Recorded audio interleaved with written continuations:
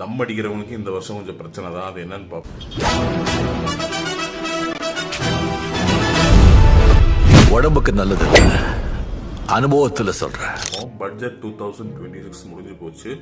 இதுல எதெல்லாம் காஸ்ட்லியா இருக்க போகுது, எதெல்லாம் சீப்பா இருக்க போகுது ஒரே நிமிஷத்துல பாத்துடலாம்.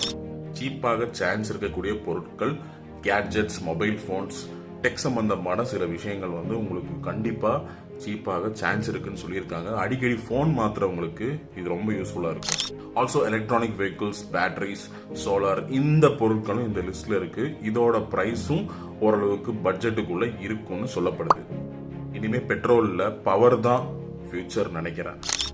MSME, micro, small and medium என்டர்பிரைசஸுக்கு 10,000 கோடி ஃபண்ட் ஒதுக்கி இருக்காங்க. இது ஒரு நல்ல விஷயம். சின்ன சின்ன பிசினஸ் அண்ட் லோக்கல் கம்பெனிஸுக்கு ஒரு பெரிய பூஸ்டா இருக்கும். ஆல்சோ மேட் இன் இந்தியா ப்ராடக்ட்ஸோட பிரைஸ் ஸ்டேபிளாக இருக்கும். இது யூஸ்ஃபுல்லா இருக்கும். இதனால மெயின் விஷயம் என்னன்னா லோக்கல் எக்கானமி ஸ்ட்ராங் ஆகும். அண்ட் கோல்ட் அண்ட் சில்வர் யூசர்ஸுக்கு கண்டிப்பா இந்த வருஷம் எந்த விதமான ஒரு பயனும் இல்லை. விலை கம்மியாகுங்கிற எந்த ஆசையுமே வேண்டாம். அது போக இம்போர்ட்டட் லக்ஸரி கார்ஸுக்கு பட்ஜெட்ல டிஸ்கவுண்ட் இல்லை அப்படின்னு சொல்லியிருக்காங்க. தம் அடிக்கிறவங்களுக்கு வேற வழியே இல்லை. பட்ஜெட் எகிற போகுது, பிரைஸ் ஜாஸ்தியாக போகுது. பேசாம தம் அடிக்கிறத விட்டுருங்க. ஓவரால் டெய்லி ஐட்டம்ஸ்ல பெரிய டிஃபரன்ஸ் எல்லாம் இல்லை. லக்ஸரி ஐட்டம்ஸுக்கு பெரிய ஹோப்பும் இல்லை. சின்ன சின்ன ஐட்டம்ஸ், டெக் சம்பந்தமான விஷயங்களுக்கு கொஞ்சம் ஒரு ஹோப் இருக்கு.